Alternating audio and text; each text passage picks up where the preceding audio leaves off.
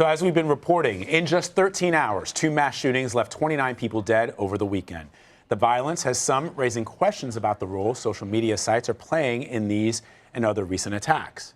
Critics of platforms like 8chan say the sites are a breeding ground for violence and serve as a recruiting platform for extremists. Executive Director for the civil rights nonprofit Integrity First for America, Amy Spidaltik. Now, I just talked about your name, and I said I was going to try to say it properly. You are here to discuss how social media is connected to all of this. Say your last name for me. Correct. Amy Spidaltik. Spidaltik. Thank you so much, It's a tough Amy. one. Thank you. So let's talk about this El Paso shooter, because here we are pretty much saying that chances are he put this manifesto on 8chan. Are you noticing some patterns? When you saw what was emerging about him, did you say, this is exactly the kind of stuff that we've been researching? That's exactly right. So there has been a cycle of this white nationalist violence that we've seen play out, not just in recent months from El Paso and Christchurch and Poway, but all the way back to attacks like Charlottesville and Charleston. What we're seeing here is that these white nationalist attackers are typically on sites like 4chan, 8chan, Gab, and even some more mainstream sites. And they're out there spreading their vitriol, spreading their hate.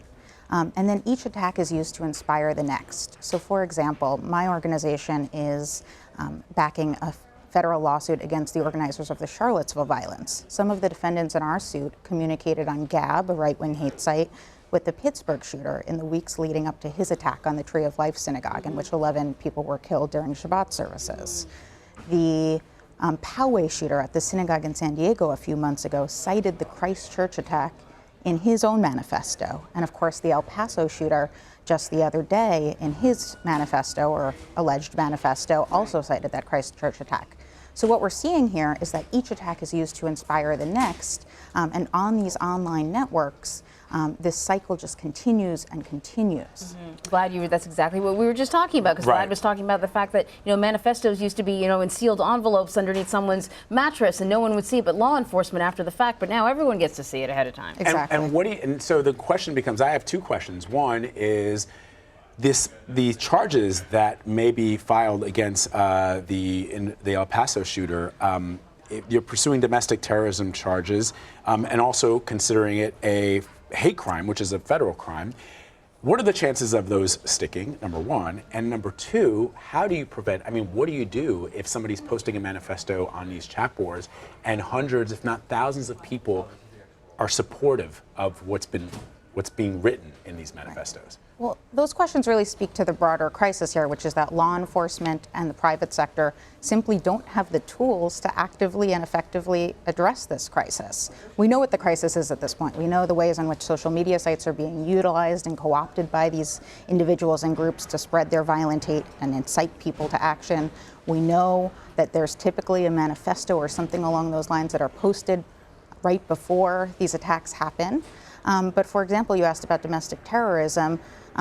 There has never been a domestic terrorism charge against a white supremacist or a white supremacist group. That is mind-boggling when you think about that. And I did ask John Miller, who is the NYPD chief of counterterrorism here in New York City, why that was. Because just as an American citizen, I thought, well, at the very least, a group like the KKK was the first group that I thought of, would have had those charges. They were responsible for dozens of murders over the years, and there's never been a charge. And then I started to think to myself, is it because our politicians have actually never wanted to identify the threat?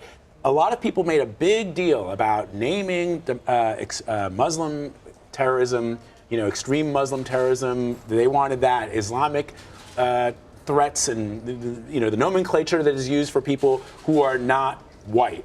And all of a sudden here, you've got instance after instance after instance of what people are now calling, even George P. Bush, the grandson, I believe, of George Herbert Walker Bush, is calling for the federal government to identify white supremacist terrorism for what it is, and yet over the years we've never done it. That's exactly right. Could you imagine if we referred to an Al-Qaeda or an ISIS terror attack, something involving mental health or some of these other tropes that come up in, right? Yeah. But that's what this is, right? These are people who, in many ways, using the internet, are utilizing a lot of the same radicalization and incitement tools that Islamic terrorists have used, except they're happening here in America. They're homegrown, and there are online networks that are allowing this to happen, and there's a total lack of tools that allow law enforcement to effectively address this. Just yesterday, 6 bipartisan counterterrorism directors from the National Security Council, former directors who served under